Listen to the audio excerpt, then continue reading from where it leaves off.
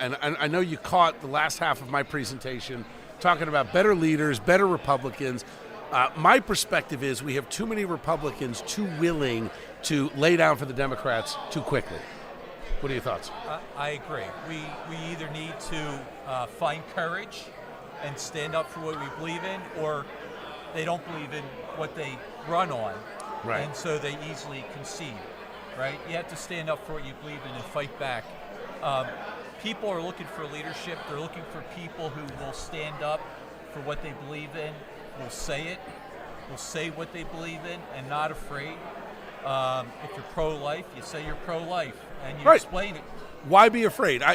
We go back. I mean, you and I go back a long time. We come from the same hometown, Cherry Hill. Both graduated Cherry Hill East.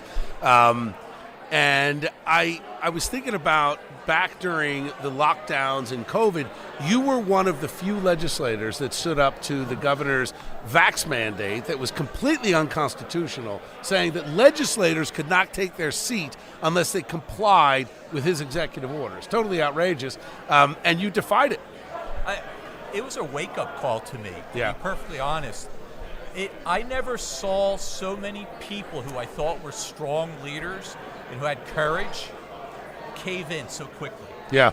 Jay, as soon as they made one little change, they still took away all your rights, right? But they made one little change, and everybody was so willing to claim victory and run in. I was like, this is no victory. Yeah. We're still losing. Victory is when there's no restriction on me being able to go into the assembly floor to vote for the people I represent. There's nothing in the Constitution that says that I have to take a COVID test or the COVID shot to be able to be on that floor. I have a right to be there, to keep me out of there, which is what they did. They brought in, Bill, not only the state police, I know you have the colonel coming next, not only did they bring in the biggest state policemen you ever saw in your life, hundreds of them, they brought in the National Guard to stop me. And they didn't stop you, and that, I think, speaks volumes. You know, it takes one man to stand up, and I talked about courage a little bit in my remarks, that we are a bottom-up state when it comes to local matters, your school board matters, but it doesn't matter if we can have all of this happening at the ground if we can't get leadership at the top. And I think right now the New Jersey State Republican Party is completely broken. They're not offering, I mean, you saw the folks from Blexit, right? This is the black exit from the Democrat Party. The folks that are saying we're done, the walk away movement, all represented here in Somerset today. But the Republican Party has to give them something to stand on. And I think that lifeboat that's out there, parental rights, strong economy, and law enforcement, just to name a few. And the sanctuary state, right? Parental rights is a huge one, and we should have won seats last year in the legislature and not lost seats. It was the parental rights. The problem was our side was too afraid to say what they meant by it.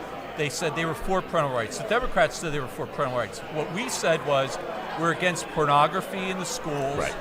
We believe that the parents have a right to know if their child's having a mental health or a physical problem, right, and that they should be involved in their kids' decisions day to day. We laid out what parental rights meant to us. And I'll tell you what, we had the largest plurality we ever did in the 14 years I've been in the legislature. Yeah.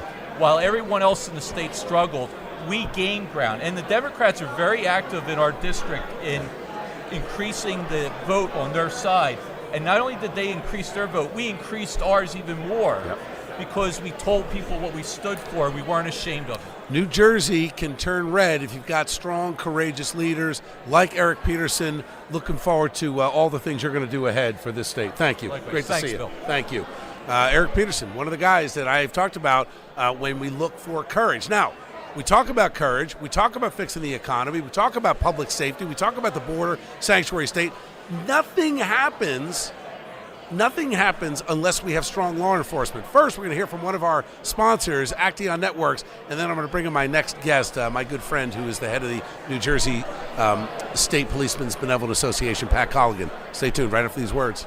Pop star Iona Mansion started a craze last night by carrying a yellow bucket. Fans have been rushing stores. I can't believe these fools fell for the bucket promotion. What do we make them by next?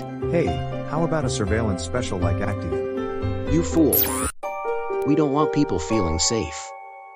That's why we sell battery Wi-Fi cameras. Now, go learn more about this Acteon. They must be stopped. Hey guys, Bill Spadea here.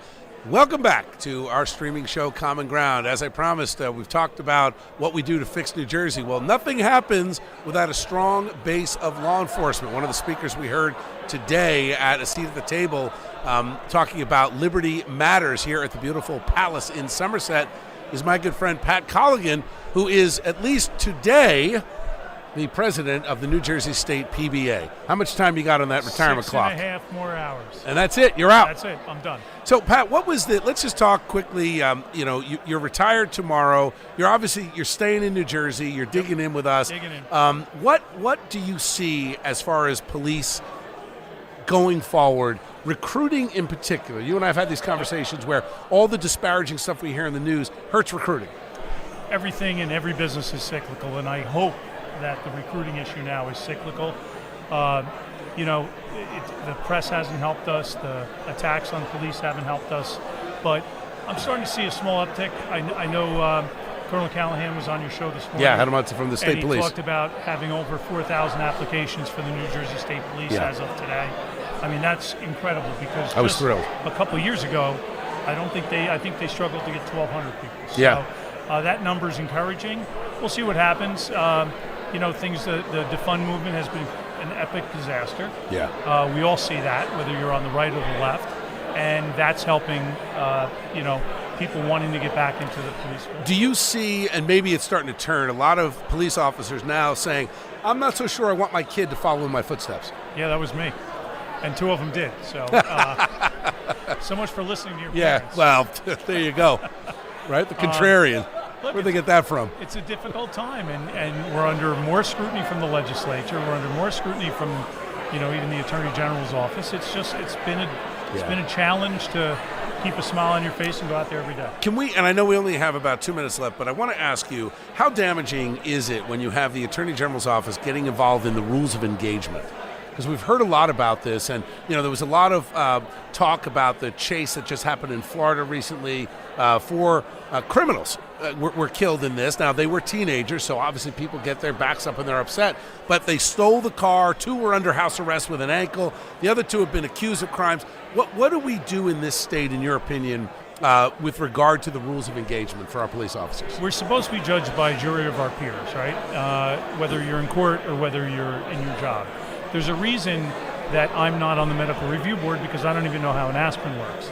To see attorneys determining, how we get charged when they've never spent a night in a patrol car, they've never struggled for their lives, that's difficult. If you want to have somebody in the police field judging us and charging us, I guess that's a little different. Let the court make that decision. Yeah. But it's it has been a tough few years. Yeah.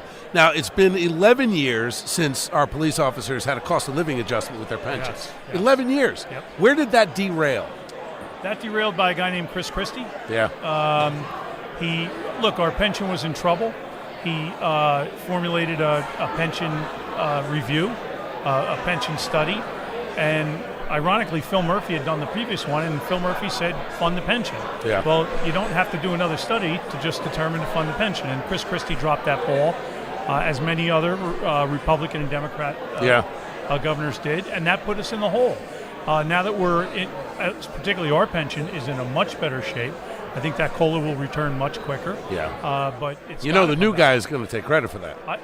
That's fine. I don't care who takes credit for it. Just let's get it done, right? It can happen tomorrow. I'm going to be on fixed income. Pat, congratulations. 31 years in law enforcement. The law enforcement community is going to miss you for sure, but I know you're not going anywhere. You're going to continue to be a voice and an advocate for the men and women in blue. And you are a voice and advocate for the men and women in blue. Thank you, Pat. We appreciate it. Here to fight. Thanks. Thank you. That is Pat Colligan. You can congratulate him on his retirement after 31 years. Let me say this. I can tell you there will be a new governor taking the oath of office in January 2026. I can also tell you this. There will be a restoration of the cost of living adjustment for our hero law enforcement members. And I will tell you, we're going to do that without raising taxes. This can be done with common sense policies. We just need better candidates, better leaders on both sides of the aisle. Okay, let's take a quick break for one of our sponsors. Of course, near and dear to my heart, the Common Sense Club. And then I want to check in with the person that made this Seat at the Table event possible, Elizabeth Nader. Hey guys, Bill Spadea here. Like you, I am sick and tired of the culture of acceptance that has been beaten into us by Trenton politicians on both sides of the aisle. Accepting their higher taxes, accepting higher tolls, crumbling roads, accepting a radical school curriculum, accepting busloads of illegal border crossers, accepting prisoners being let out before they complete their sentences, and perhaps worst of all, accepting losing November after November.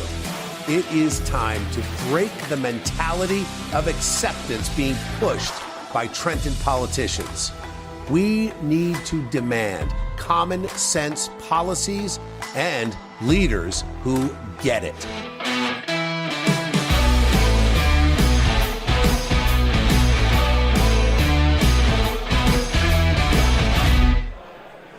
Hey guys, Bill Spadea here. Welcome back to Common Ground, our live streaming show brought to you by a number of sponsors, including the Common Sense Club and, of course, New Jersey 101.5 and our good friends at Action Networks. We are here broadcasting live from a seat at the table. This is the third annual event taking place again at the Palace in Somerset.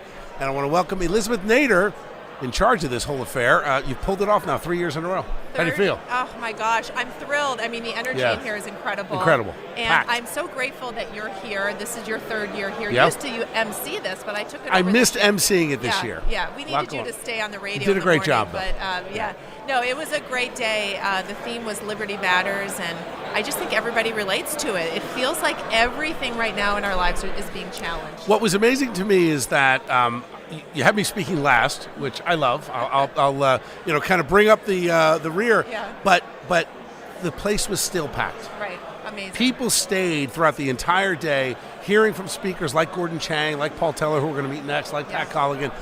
What do you think comes forward from this? I mean, you're also in charge of the Common Sense Club and Elect Common Sense, all of these different organizations. What do you see for the state of New Jersey in the next year? Well, here's what all of that has in common is people are desperate to feel like somebody understands them, somebody is amplifying their voice, and that there are solutions. They come to this conference not to just hear the same old thing, because we can all talk about all the problems. Every single speaker said, here's a solution, do this and do that. They want to hear that. They feel often alone and as though there's nothing that individual can do. You heard some of the questions to Gordon Chang. What do we do with the impending forces against us in this country? And so what Common Sense Club has in common with Elect Common Sense, a seat at the table, is it's all about the everyday New Jerseyan, bringing them together and saying, listen, there are more of us like each other than not. This state is not as progressive and off the rails as they would have you to believe if you talk to the everyday person. Donald Trump's only 5 points down in the Crazy. last Emerson poll. That's It's amazing. ridiculous. And that should be a lot of hope, right? And so we need to look at our neighbors and say, wow, you're not the progressive devil that the world says, like, you're the only conservative in New Jersey. No. There are a lot of us out there, and this kind of environment, as well as Common Sense Club, provides a venue that people can feel like, wow, I'm not alone. Yeah, it was a great event. How do people get in touch with you now that this event's done for at least another year? Where do people find you? Well, the best place to find me right now is Common Sense Club. We're going to continue to grow that, 150,000 plus and growing strong. And I think after an event like this, they're going to want to continue to join. So let's let everybody focus there, commonsenseclub.org. Reach out to us, get on our mailing list, and listen, $5, $10 a month, anything can make a big difference. Why? Because we're using that to advocate for common sense policies and also to amplify your voice and support people who are in the fight to do the things that you need done to protect your family and your future. Could not have said that better myself. Elizabeth Nader, thank you. Great to see you. Thanks, Bill. Thank you. All right, let's. I want to hear from our sponsors at Action Networks one more time. Let's hear from Action, and then we're going to find our last guest. He's a good friend of mine, and we've got a lot to talk about. But right now, Action Networks. Well, that's the last of the boxes. Remember when we got the first copier for the business? There were 100 copies of your butt. How about our first computers? We could barely turn them on. Hillary finally figured out how to receive email and thought a prince was sending her $1 million. She sure felt silly after she quit. E-commerce didn't start any better. We shipped dozens of snow shovels by mistake to Florida from our new site. Hey, they work great building sandcastles. We always tried the latest technology. I just wish we had thought about getting video surveillance to protect our business. I never thought it would end like this. Neither did I. Maybe the next owner will be smarter than we were.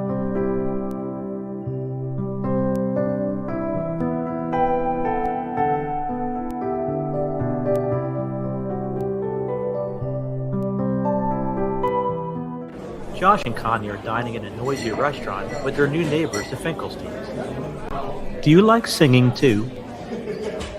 With the Finkelsteins here. Do you like swinging too? Now Josh and Connie are being invited back to the Finkelsteins for dessert. Hearing the right thing matters, especially when buying a video surveillance system for your home. Is the salesman selling Wi-Fi cameras, which need batteries, solar panels, or electric? Some Wi-Fi cameras are vulnerable to hacking and just plain old interference. Is there a monthly contract that's hard to get out of? Is customer support local? We're Acteon Networks, and when you call us, we're going to treat you like you're one of the family. Acteon's a local company. We probably shop together. So why not protect your family with a solution from Acteon Networks? Because not all misunderstandings work out. You're right, swinging's great. Surveillance never blinks. Learn more today. Hey guys, Bill Spadea.